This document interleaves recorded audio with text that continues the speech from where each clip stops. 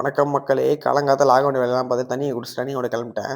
போம்போது ஒரு நம்ம மாடு நண்பருக்கு வணக்கத்த போட்டு 5 கிலோமீட்டர் ரன்னிங்கோட ஸ்டார்ட் பண்ணிட்டேன்.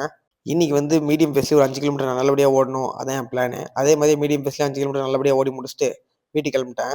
வீட்டுக்கு கிளம்பும்போது லெஃப்ட் முடி சைடு வாங்க ஸ்டார்ட் பண்ணிட்டான். வீட்டுக்கு வந்தோனே அவல தண்ணில ஊற வச்சுட்டு புரோட்டீன் ஷேக் போட ஸ்டார்ட் பண்ணிட்டேன்.